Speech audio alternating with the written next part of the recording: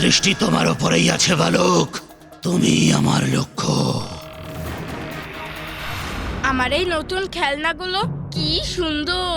যদি এরা আমার সঙ্গে কথাও বলতে পারতো তাহলে খুব ভালো হতো। বালক, আমি তোমার সাথে কথা বলতে পারি। এই তো সত্যিই কথা বলছে। আরে বাহ, তোমার মতোই দেখতে কাঠের পুতুল তো আমি বনেও দেখেছিলাম।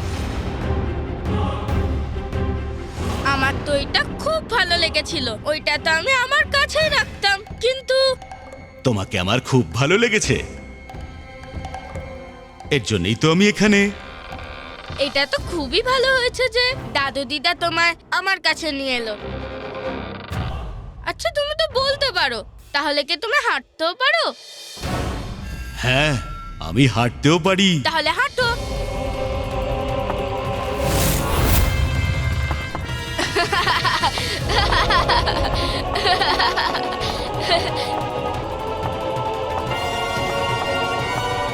আরে বাহ, তাহলে তুমি নিশ্চয়ই নৃত্যও করতে পারো, তাই না? মূর্খ বালক, আমি পবিত্রতার কণ্টক, বজ্রান্তক, ভয়ঙ্কর অসুর। আমি খেলার জন্য কোনো কাঠের পুতুল নই। তোমাকে আমার ষড়যন্ত্রে ফাঁসানোর জন্য যা যা করার দরকার সেটা আমি করবই। হ্যাঁ, নৃত্য করতে পারি আমি। এই দেখো। আর একটা কথা বলি তোমায়, আমি উড়তেও পারি। আচ্ছা, উঠতে পারো তুমি? হ্যাঁ। তাহলে আমায় উড়ে দেখাবে তো তুমি? এসো আমার সাথে, আমি তোমাকে উড়ে দেখাই। আচ্ছা, তাহলে যাই। চলো।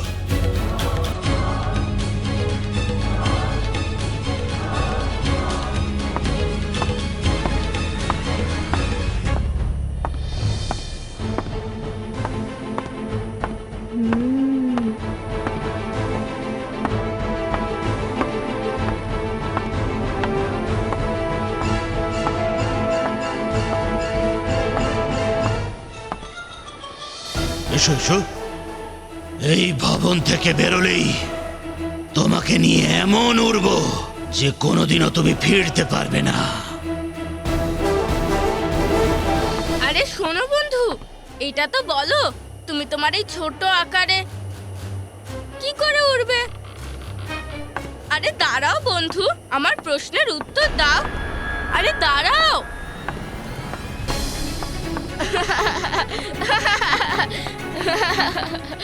আরে দাঁড়াও, তুমি এত তাড়াহুড়ো কিসের?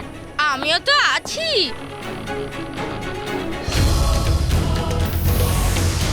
আরে এ তো নিজের আকার বাড়াতেও পারে। তার মানে এ উঠতে পারবেই। অদ্ভুত, খুব ভালো, খুব মজা হবে।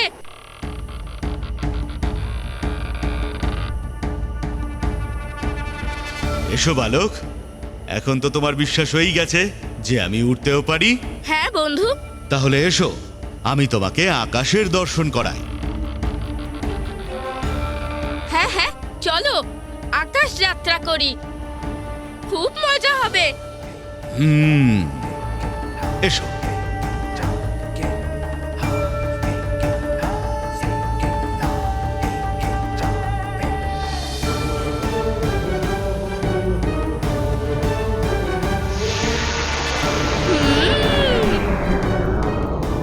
আরে বাহ, দিদার দাদু তো খুব ভালো খেলনা দিয়েছে। আকাশে উঠতে কি আনন্দ হচ্ছে আমার। কিন্তু বন্ধু, মনে থাকে যেন আমাকে শীঘ্রই ফিরে যেতে হবে। চিন্তা করো না, এটা তোমার জীবনের শেষ যাত্রা বালক। জীবনই তো শেষ হয়ে যাবে, তাহলে এত চিন্তা করে কি লাভ বালক?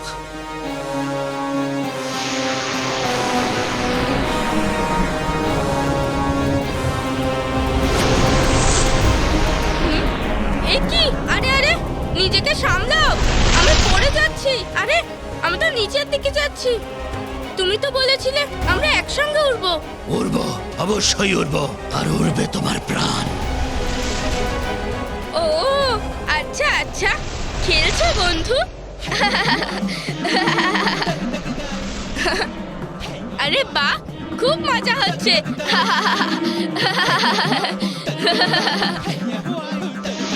আরে বন্ধু, তুমি কেন আর নিচের দিকে যাচ্ছ না? খুব মজা হচ্ছিল তো। যাই হোক, ঠিক আছে, এখন তো আমাদের ফেরা উচিত। আমরা তো যে কোনো সময় উঠতে পারি। তোমাকে ফিরিয়ে দেওয়ার জন্য আমি এখানে আসিনি।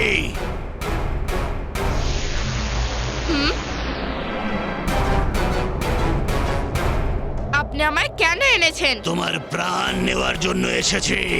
তাহলে মিত্র নয়, বরং শত্রু, যে আমায় ছলনা করে এখানে নিয়ে এসেছে। আমি আবার ভুল করে বসলাম, আবার আমি অসাবধানতা অবলম্বন করলাম। স্নানের সময় মা আমাকে বলেছিল যে আমাদের সব সময় সাবধানে থাকা উচিত, কিন্তু নিজের উৎসাহের বশে আমি মায়ের শিক্ষা ভুলে গেলাম।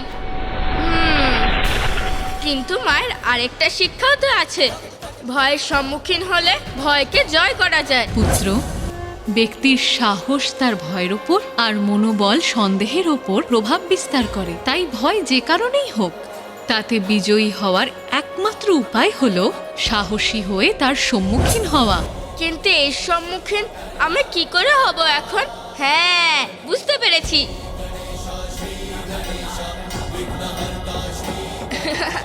আরে বন্ধু, আমার প্রাণ হরণ করতে চেয়েছিলে তো আগে বলবে তো। তুমি শুধু শুধু এত কষ্ট করলে কেন? কেন কষ্ট কেন? তুমি আমার সাথে আছো, আর তোমার প্রাণ আছে তোমার ভেতরে।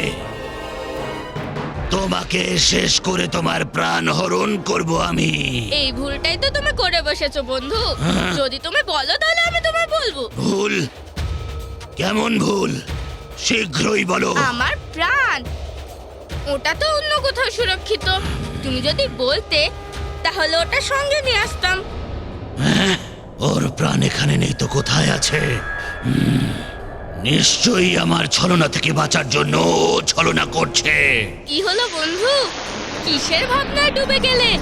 এই বালক, তোমার প্রাণ যে তোমার শরীরের মধ্যে আছে কি নেই সেটা এক্ষুনি প্রমাণ হয়ে যাবে যখন আমি তোমার শরীর বিনষ্ট করে দেব। তাহলে তো আরো বড় ভুল করবে তুমি। আমার শরীরকে নষ্ট করে দিলে তাহলে কে বলবে যে আমার প্রাণ কোথায়? টক টকা টক টক, ঠিকই বলেছে এই বালক।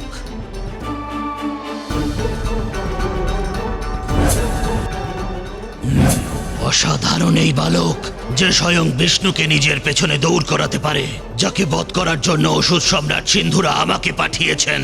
এ সাধারণ কি করে হতে পারে? এর প্রাণ হরণ করার জন্য এর শরীর সুরক্ষিত রাখতে হবে আমার। বালক, বলো আমায়, প্রাণ তোমার শরীরে নেই তো কোথায় আছে? এবার তুমি আমায় ঠিক প্রশ্ন করেছো। আমার স্পষ্টভাবে মনে নেই, কিন্তু মনে হয় আমার পিতা আমার প্রাণ ওই পর্বতের মধ্যে লুকিয়ে রেখেছেন। ওইখানে নিচে, হ্যাঁ হ্যাঁ, ওইখানেই। যদি ওর প্রাণ এই পর্বতের মধ্যে থাকে তাহলে এটাকেই আমি খণ্ড খণ্ড করে দেব।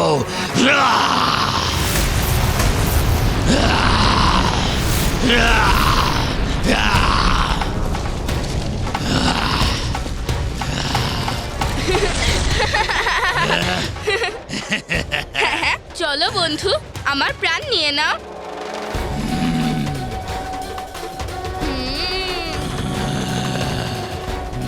পর্বত ধূলিসাৎ হয়ে গেলেও তো এর প্রাণের কোনো চিহ্নই নেই। অর্থাৎ আবারও ভ্রমিত করেছে এই বালক আমায়। টক টকা টক টক, বজ্রান্তক, পড়িস না এই বালকের ছলনায়। এ বালক, কোথায় তোমার প্রাণ? বলো আমাকে, মূর্খ বানিও না আমায়। এ কেমন কথা বলছো? আমি তো এক বালক, আমি তোমায় কিভাবে কিছু বানাবো? তুমি যেরকম তা তো আগে থেকেই বানানো। আমি বলতে চাইছি, তোমায় তো অন্য কেউ বানিয়েছে, যেরকম আমায় আমার মা বানিয়েছে। তোমাকেও তো নিশ্চয়ই কেউ বানিয়েছে। বলো বলো, তোমায় কে বানিয়েছে? আমাকে নিশ্চয়ই ভগবান বানিয়েছে। ও, তাহলে তো তোমার ভগবানকে জিজ্ঞাসা করা উচিত। কিন্তু তোমার ওই কি যেন বলেছিলে? হ্যাঁ, বোকা কেন বানিয়েছে? ভগবানকে আমি বিশ্বাস করি না। ঘৃণা করি আমি ভগবানকে। তুমি জানো না যে আমি কে? মহাভয়ঙ্কর, অতি শক্তিশালী অসুর আমি। ও অসুর তুমি, অর্থাৎ তোমার কোনো সুর নেই। তাই তো তোমাকে যে বানিয়েছে তাকে তুমি বিশ্বাসই করো না। আমি তো আমার মাকে অত্যন্ত বিশ্বাস করি। তুমি আমার একটা কথা শোনো, গিয়ে নিজের সুরটাকে ঠিক করিয়ে নাও, ভগবানের সুরের সঙ্গে নিজের সুর সম্মিলিত করো, তাহলে অসুরের ও মুছে যাবে। তাহলে হয়তো তুমি আর বোকাও থাকবে না।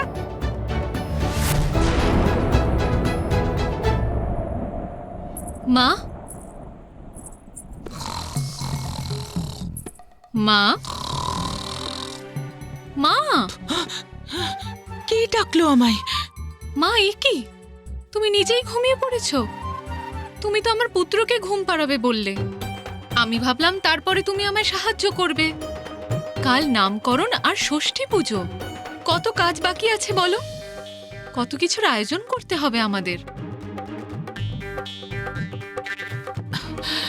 আমি কিচ্ছু বলবো না পার্বতী, সারাদিনের যাত্রায় আমি ক্লান্ত হয়ে পড়েছিলাম। আর তুমি ঘুমিয়ে পড়েছো।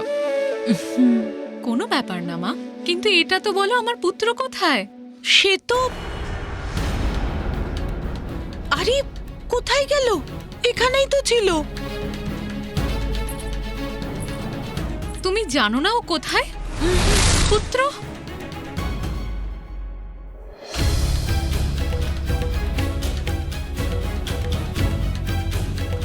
পুত্র,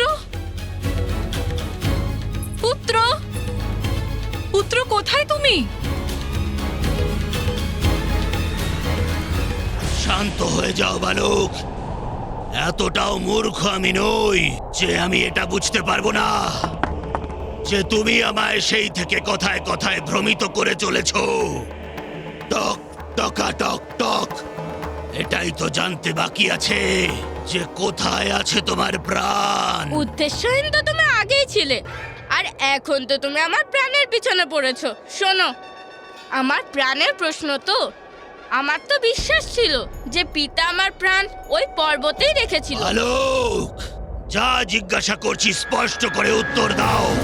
বলো আমাকে, কোথায় আছে তোমার প্রাণ? না হলে তাহলে তুমি আমার প্রাণ হরণ করবে জানি আমি, কিন্তু আমার প্রাণ তুমি পেলে তবে না।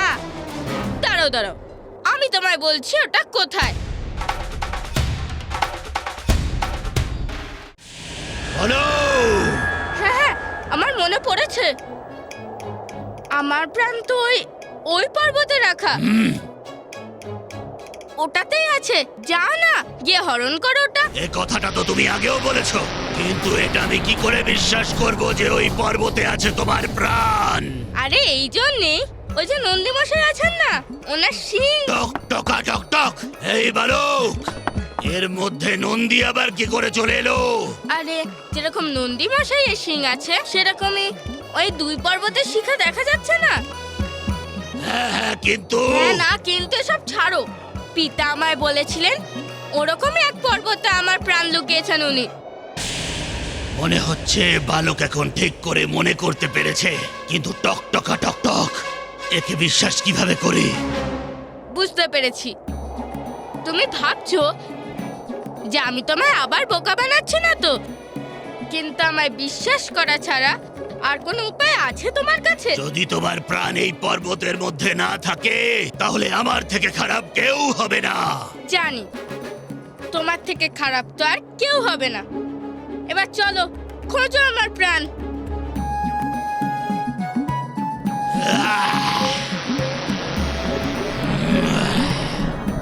এই অসুরের জন্য এটাই শিক্ষা। এত তীব্র গতিতে এগিয়ে যাব আমি, যাতে এক ধাক্কাতে গুড়িয়ে যাবে এই পর্বত, আর তারপরে আমি পেয়ে যাব ওর প্রাণ। बुद्धि से उमा सुत काम चूलिए वज्रांतक षट को क्षत विक्षत किए आस प्राप्त हो रहे सब काट के देख देख हर्षित हो बालक मलंग वक्रतुंड महाकाय बुद्धि के नरेश। এই বালক, এই পর্বতটাকেও আমি নষ্ট করে দিয়েছি, কিন্তু তোমার প্রাণ তো কোথাও দেখতে পাচ্ছি না। শীঘ্র বলো আমাকে, কোথায় লুকিয়ে রেখেছো তোমার প্রাণ? আমিও তো সেটাই খুঁজছি। নিশ্চয়ই ওটা এখানেই কোথাও থাকবে। তুমি শুধু খুঁজতে থাকো। ক্ষমা করো, মনে হচ্ছে অকারণে তুমি এত পরিশ্রম করলে। এটাও সেই পর্বত বলে মনে হচ্ছে না। আমার মনে হয় আমি আবার ভুল করলাম। ভুল হচ্ছে তোমার, নাকি বারবার ইচ্ছাকৃত ভুল করে আমাকে ভ্রমিত করছো বালক? তুমি তো বৃথাই রাগ করছো। আমি তো বালক, সেই জন্য সবকিছু মনে রাখা তো কঠিন। তাছাড়াও পর্বতগুলো তো সব একই রকম মনে হচ্ছে দেখে, কিন্তু আমার মধ্যে এটুকু আত্মবিশ্বাস আছে যে এইখানের এই পর্বতগুলোর মধ্যেই আছে আমার প্রাণ। তার মানে ওর প্রাণ এখানেও নেই। বালক, যে পর্বতেই তোমার প্রাণ লুকিয়ে থাকুক না কেন, আমি সমস্ত পর্বতকে ধ্বংস করে ঠিক খুঁজে বার করব তোমার প্রাণ।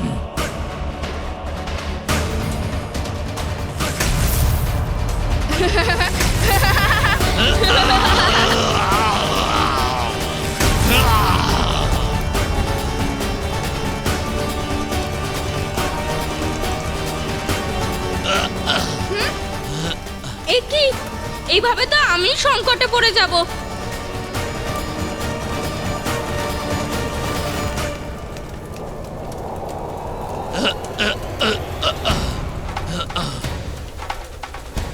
এই অগ্নি কিভাবে নিভে গেল? এটাকে নেভানোর জন্য এরকম শীতল বায়ু কোথা থেকে আসছে?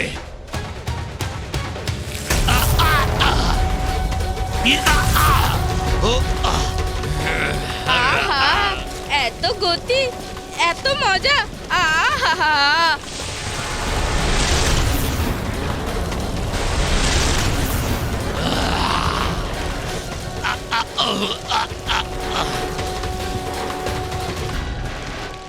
অনেক হয়েছে, আর নয়। এবার ওর প্রান্ত নিয়েই ছাড়বো আমি। বালক, অনেক হয়েছে তোমার ক্রীড়া। শীঘ্র বলো তোমার প্রাণ কোথায় সুরক্ষিত আছে। আমি বললাম না, পিতা আমার প্রাণ সুরক্ষিত করার জন্য এখানে কোথাও রেখেছে। এখানেই কোনো পর্বতে, কারণ আমার মায়ের না আমাকে নিয়ে খুব চিন্তা। এবার আমার প্রাণ কোন পর্বতে আছে সেইটা আমি বলতে পারছি না। সব পর্বতগুলোই তো একই রকম দেখতে লাগছে।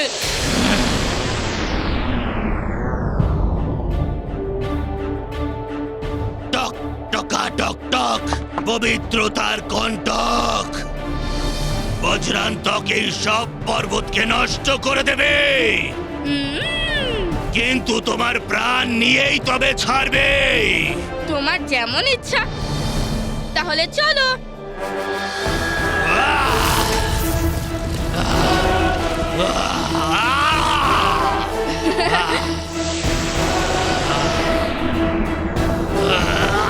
আহা, কি মজা হচ্ছে আমার।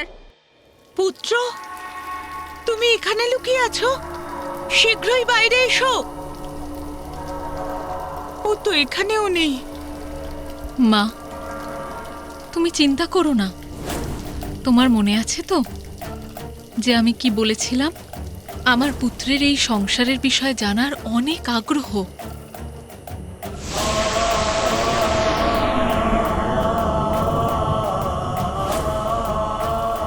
অনেক কৌতূহল থাকে এই বয়সে, কিন্তু এই গভীর রাত্রিতে নিজের কৌতূহল মেটাতে কোথায় যেতে পারে ও? সেটাই তো আমিও ভাবছি, কিন্তু আমার বিশ্বাস যে ও আশেপাশেই কোথাও আছে। আমি ওকে খুঁজতে নন্দীকে পাঠাচ্ছি।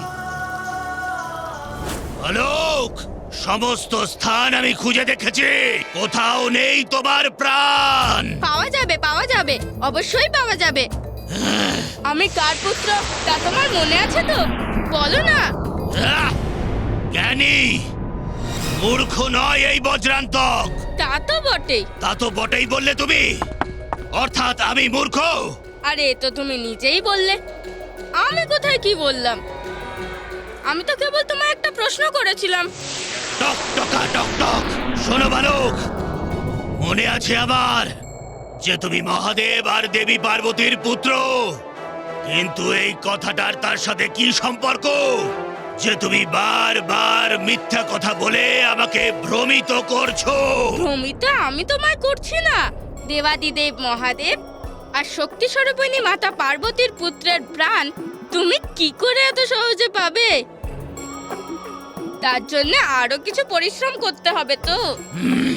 আমার মা বলে যারা নিরন্তর প্রচেষ্টা করে তারা প্রাণ, আরে না না, সফলতা অবশ্যই পায়। চলো না আরেকবার খোঁজার চেষ্টা করি। যদি এইবারও আমি ব্যর্থ হই তাহলে আমি তোমাকে আমার সঙ্গে নিয়ে চলে যাব। চলো অসুর, আমার মনে হয় তুমি অবশ্যই এবার সফল হবে।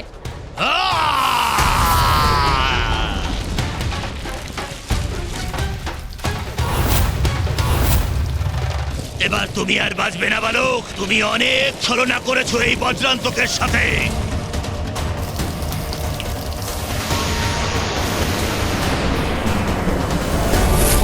এ আমাকে কোথায় নিয়ে যাচ্ছে?